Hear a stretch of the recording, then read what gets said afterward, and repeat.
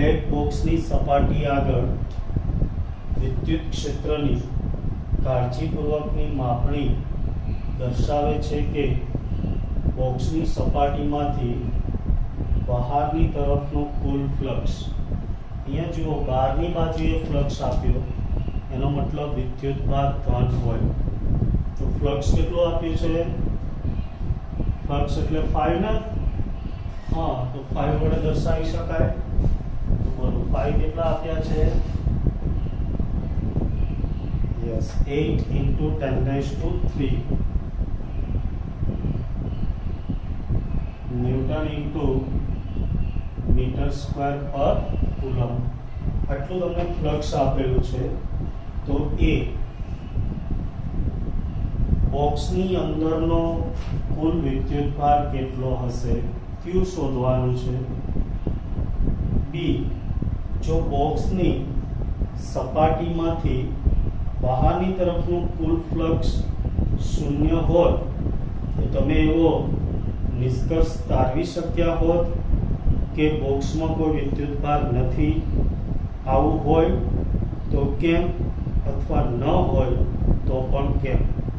તો અહીંયા એક દાખલો ગણવાનો છે અને બીજાનો જવાબ આપવાનો છે। ચલો, એની અંદર તમને ફ્લક્સ આપ્યું છે અને વિદ્યુતભાર Q શોધવાનું કીધું છે। બોલો કયું સૂત્ર આવશે? યસ, ગૌસનો નિયમ। યસ, ગૌસના નિયમ અનુસાર phi બરાબર Q/ε0। કાલે જે દાખલા ગણેલા એના કરતા રિવર્સ। કાલે શું હતું? Q આપેલા હોય અને આપણે phi શોધતા હતા। આજે phi આપેલા છે અને Q શોધવાના, તો Q ને કરતા બનાવી દો। Q બરાબર phi × ε0 બરાબર। ચલો તો કિંમત મૂકો જોઈએ, 8 × 10⁻³ ε0 એટલે 8.854 × 10⁻12। ચલો આનું સાદું રૂપ આપો છીએ, કેટલા આવે છે? 8.85 લેશો તોય ચાલશે, લાંબુ ના કરવું હોય તો।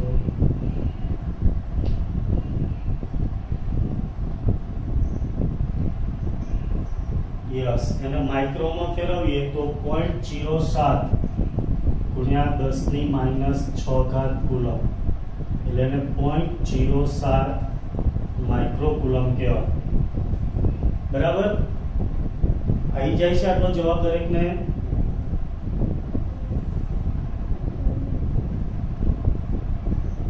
ઓકે, ચલો હવે બી નો જવાબ જોઈએ। જો બી માં તમને શું કીધું છે કે જો કોઈ બોક્સની સપાટીમાંથી બહાર આવતું ફ્લક્સ 0 હોય તો તમે એવો નિષ્કર્ષ તારવી શકો કે બંધ બોક્સનો વિદ્યુતભાર 0 છે, એટલે કે એમાં કોઈ વિદ્યુતભાર નથી।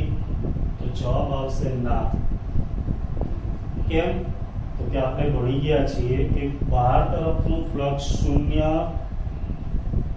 સમાન મૂલ્યના વિજાતીય વિદ્યુતભારો આવેલા હોય તો પણ એનો કુલ વિદ્યુતભાર 0 થાય। બરાબર, આથી એમાંથી બહાર આવતું ફ્લક્સ 0 થાય, એટલે એનો મતલબ એવો નથી કે અંદર કોઈ વિદ્યુતભાર નથી, રાઈટ? તો કોઈ વિદ્યુતભાર હોય પણ સમાન મૂલ્યના અને વિરુદ્ધ દિશાના હોય તો પણ ફ્લક્સ 0 થાય। સમજ પડી? તો આમ ફ્લક્સ 0 હોય એટલે એનો મતલબ એવો ના નીકળે કે અંદર કોઈ વિદ્યુતભાર નથી। અંદર વિદ્યુતભાર હોય પણ સમાન મૂલ્યના ધન અને ઋણ વિદ્યુતભાર હોઈ શકે। સમજ પડી? ઓકે, ચલો એના પછી 1.18 જુઓ।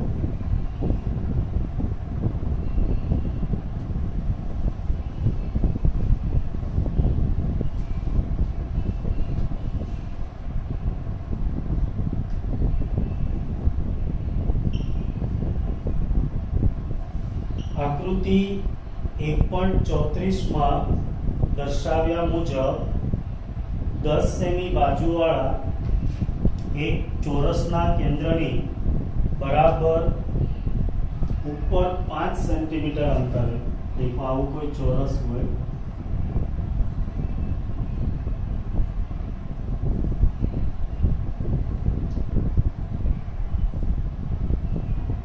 જેની દરેક બાજુ 10 સેન્ટીમીટર છે, આ વચ્ચેનું ચોરસ છે એનાથી બરાબર 5 સેન્ટીમીટર ઉપર, આવું કીધું છે, પ્લસ 10 માઇક્રોકુલમ બિંદુવત વિદ્યુતભાર રહેલો છે. ચોરસમાંથી વિદ્યુત ફ્લક્સનું મૂલ્ય કેટલું હશે? ચોરસને 10 સેન્ટીમીટરની ધારવાળા ઘનની એક બાજુ તરીકે વિચારો. તો દેખો અહીંયા એક બાજુ વાત કરી છે તમને, અને એક બાજુ છે ઘનની. તો આ પ્રશ્નની અંદર ખાસ ધ્યાન રાખજો, મોટા ભાગના છે એ આની અંદર ભૂલ ખાય છે. જો તમને ઘનમાંથી બહાર આવતું ફ્લક્સ કીધું હોય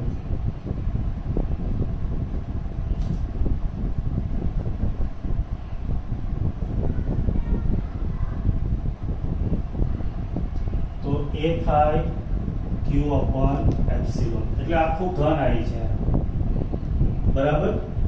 પણ અહીંયા તમને ચોરસમાંથી કીધું, ચોરસ એટલે એમની કોઈ એક બાજુ, ચોરસ એટલે ઘનની એક બાજુ, તો એક બાજુ અથવા તો ચોરસમાંથી બહાર આવતું ફ્લક્સ, તો દેખો આખા ઘન વડે ઘેરાયેલ વિદ્યુતભારને આપણે Q કહીએ, તો એને 6 બાજુ હોય, તો દરેક બાજુ પરનો વિદ્યુતભાર કેટલો થાય? Q/6. તેથી એમાંથી બહાર આવતું ફ્લક્સ Q/6ε0 થાય. ભાઈ સમજણ પડે છે? કોઈ પણ સમઘન તમને આ રીતના આપેલો હોય, એના કેન્દ્ર ઉપર Q જેટલો વિદ્યુતભાર હોય, અને તમને એમ પૂછે કે સમઘનમાંથી બહાર આવતું ફ્લક્સ તો એ હંમેશા Q/ε0, પણ સમઘનની કોઈ એક બાજુમાંથી બહાર આવતું ફ્લક્સ એ થશે Q/6ε0, કારણ કે કેન્દ્ર ઉપર Q વિદ્યુતભાર છે, તો દરેક બાજુ પરનો વિદ્યુતભાર લઈએ તો Q/6 થાય. સમજણ પડી દરેકને? તેથી અહીંયા કેટલા આવશે? Q/6ε0. તો દેખો Q ની કિંમત તો આપેલી છે 10 માઇક્રોકુલમ, એટલે 10 ગુણ્યા 10⁻6 ઘાત, નીચે 6. એપ્સિલોન 0 ની કિંમત જુઓ 8.85 × 10⁻12. ચલો સાદુરૂપ આપીએ, -12 ઉપર જાય તો પ્લસ, 12 માંથી 6 ઘાત જાય એટલે 10⁻6 ઘાત, 10 ભાગ્યા 6 ભાગ્યા 8.85 કરો જોઈએ 0.188 to 10⁻6. ચલો એક પોઈન્ટ ખસી જઈએ તો 1.88 × 10⁵ ન્યૂટન, બોલો એકમ, × મીટર સ્ક્વેર પર કુલમ. આવડે ને ફ્લક્સ છે એટલે.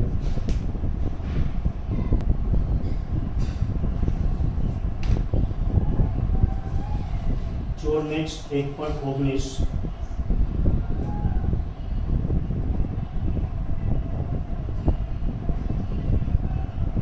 સેન્ટીમીટર ધારવાળા એક ઘનાકાર ગોસિયન સપાટીના કેન્દ્ર પર 2 માઇક્રોકુલમ વિદ્યુતભાર રહેલો છે. શું આપેલું છે? વિદ્યુતભાર Q બરાબર 2 માઇક્રોકુલમ, જેને કુલમમાં લખીએ તો 2 ગુણ્યા 10⁻6 ઘાત કુલમ. આ સપાટીમાંથી કુલ વિદ્યુત ફ્લક્સ કેટલું હશે? દેખો અહીંયા તમને સપાટીનું કુલ ફ્લક્સ શોધવાનું કીધું, તો આપણે જાણીએ કોઈ પણ સપાટીમાં Q જેટલો વિદ્યુતભાર ઘેરાયેલો હોય તો એમાંથી બહાર આવતું ફ્લક્સ એટલે ગોસના નિયમ અનુસાર કયું સૂત્ર છે બોલો જોઈએ? phi બરાબર યસ q upon એપ્સિલોન 0. બસ કિંમત મૂકી દો, જવાબ આવે. તો 2 into 10 raised to -6 એપ્સિલોન 0 એટલે 8.85 into 10 raised to -12 ઉપર લઈ જઈએ 12 તો પ્લસ થઈ જશે. બોલો કેટલા આવશે? 0.225 ગુણ્યા 10⁶. ચલો 1 પોઈન્ટ હજી ખસી જઈએ તો 2.25 અને અહીંયા એક ઘાત ઓછી થાય 10⁵ ન્યૂટન ઇન્ટુ મીટર સ્ક્વેર પર કુલમ. છે ને સિમ્પલ દાખલા? ખાલી ગોસનો નિયમ આવડતો હોય એટલે આપણે આ દાખલો આવડી જાય. એના જેવો જ 1.20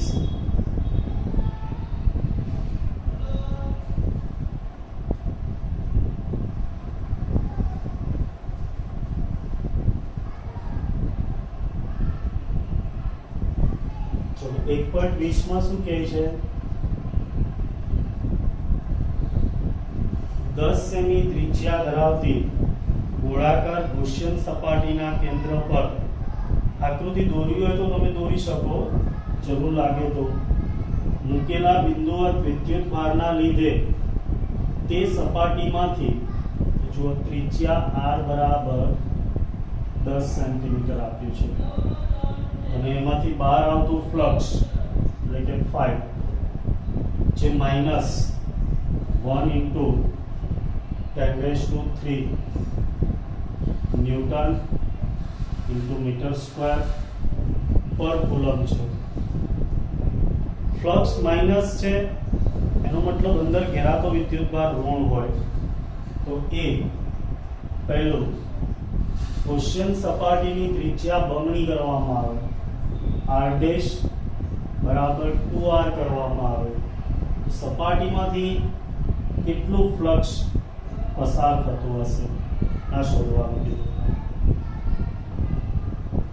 હા, તો કોઈ કહેશે કે તમને શીખવાડેલું?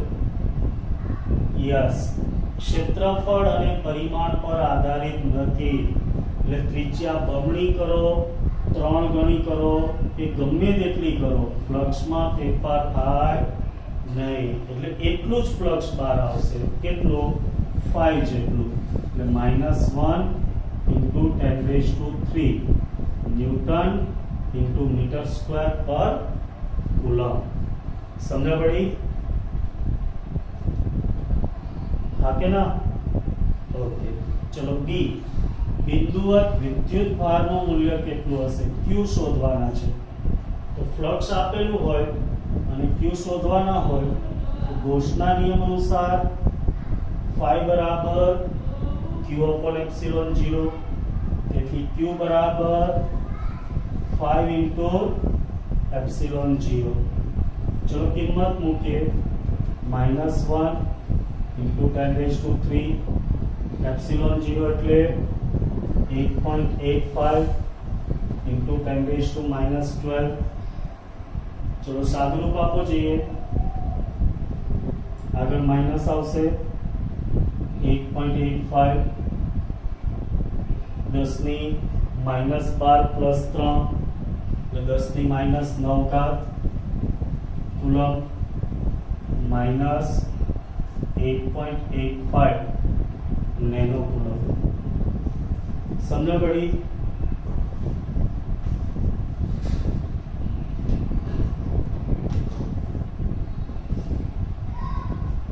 બહુ સિમ્પલ દાખલાઓ છે.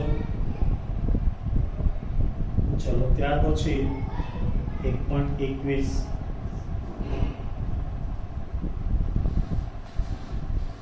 જો એટલા જ વિદ્યુતભાર ઋણ આવ્યો છે. ફ્લક્સ ઋણ હતું એટલે આપણે જોઈ ગયા હતા ને કે વિદ્યુતભાર ઋણ હોય તો ફ્લક્સ ઋણ. એનાથી ઉલટું પણ સાચું. ફ્લક્સ ઋણ હોય તો વિદ્યુતભાર ઋણ જ હોવાનું. ચલો 1.21 જુઓ.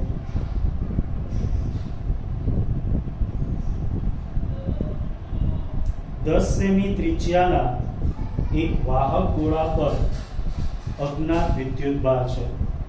ચલો આ રીતના કોઈ 10 સેમી ત્રિજ્યાનો વાહક ગોળો છે જેના ઉપર કોઈ અજ્ઞાત વિદ્યુતભાર Q છે.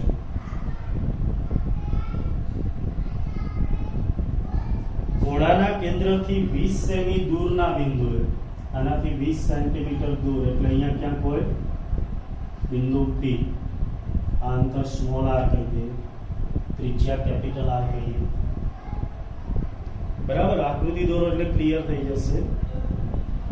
-1.5 ગુણ્યા 10⁻³ ન્યૂટન પર કુલમ ત્રિજ્યાવર્તી દિશામાં અંદરની તરફ હોય વિદ્યુત ક્ષેત્ર E જે કેવું આપેલું છે, -1.5 ગુણ્યા 10⁻³ ન્યૂટન પર કુલમ.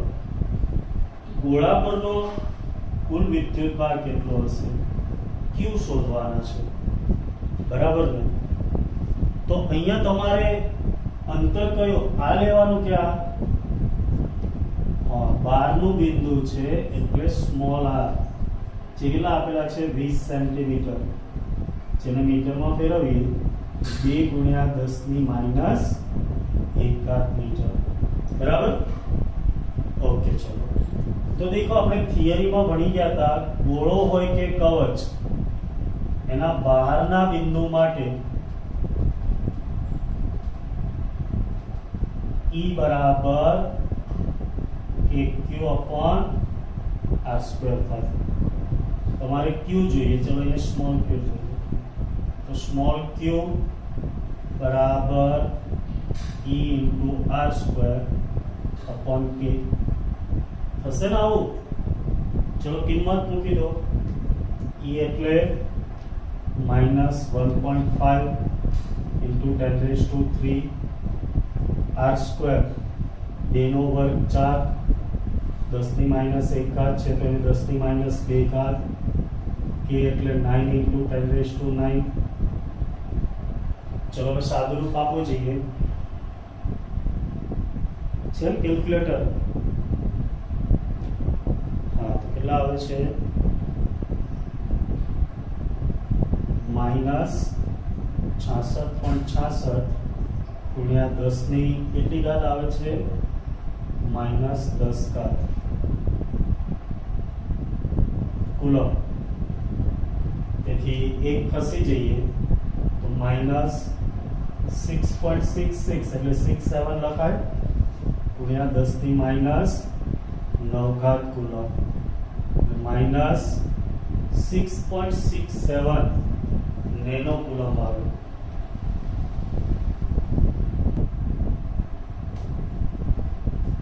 એક 1.22 જોઈએ.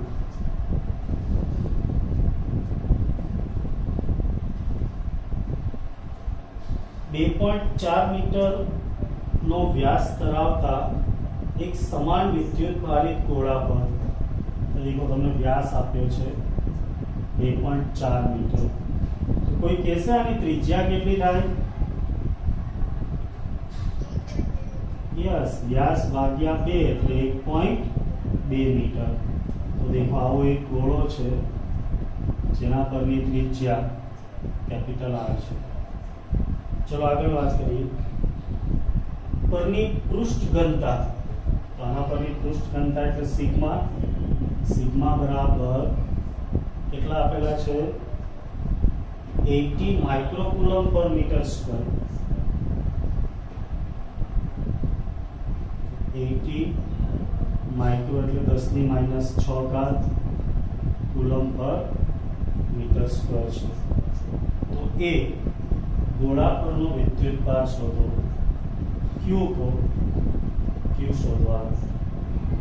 બી, ગોળાની સપાટીમાંથી બહાર જતો કુલ વિદ્યુત ફ્લક્સ કેટલો હશે?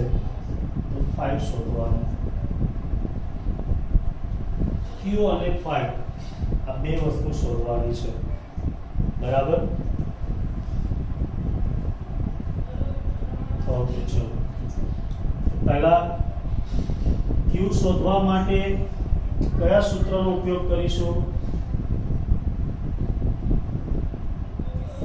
પૃષ્ઠ ઘનતા આપેલી છે એટલે પૃષ્ઠ ઘનતાના સૂત્રનો હવે પૃષ્ઠ ઘનતાનું સૂત્ર સિગ્મા બરાબર q અપોન a, તેથી q ને કરતા બનાવો સિગ્મા ઇન્ટુ a.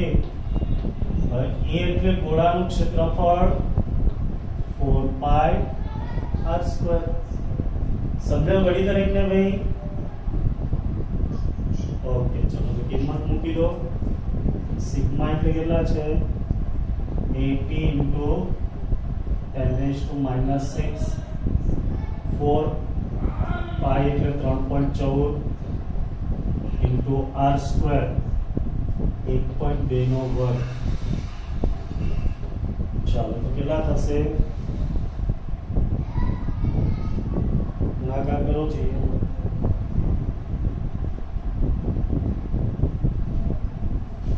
1446.9 ગુણ્યા 10 ની માઈનસ 6 આનો ગુણાકાર એટલો તમારે આવે છે એટલો?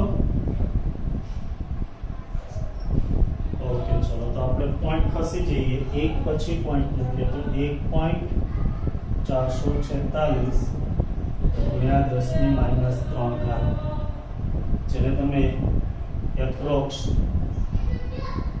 1.45 પણ લખી શકો કુલમ અથવા મિલી કુલમ. બરાબર. ચલો હવે b માં તમને phi શોધવા કીધું. કોઈ કહેશે phi કેવી રીતે શોધાય? યસ, q આપેલો હોય અને phi શોધવાનો હોય તો ગૌસના નિયમ અનુસાર phi બરાબર q upon epsilon 0. q એટલે 1.45 ગુણ્યા 10 ની માઈનસ 3 એપ્સિલોન 0 એટલે 8.85 into 10 raised to minus 12. minus 12 ઉપર જાય એટલે પ્લસ થશે. કેટલા બાકી રહેશે? 0.1635 ગુણ્યા 10 ની 9 તેથી આન્સર આવશે એક ખસી જઈએ 1.6 3.5 લખતા નથી 10 ની 8 દેખાય છે ત્યાં સુધી? ઓકે, ચલો એકમ ફ્લક્સ છે એટલે ન્યૂટન ઇન્ટુ મીટર સ્ક્વેર પર કુલમ આવડી જશે. જુઓ, તમે જોઈ શકો કે દાખલા બહુ સિમ્પલ છે. ગૌસનો નિયમ, ફ્લક્સ અને આપણા સામાન્ય સૂત્ર આધારિત જ છે. ચાલો તેના પછી 1.23 નો ચલો 1.23 ની અંદર તમને જે માહિતી આપેલી છે એ પહેલા લખીએ.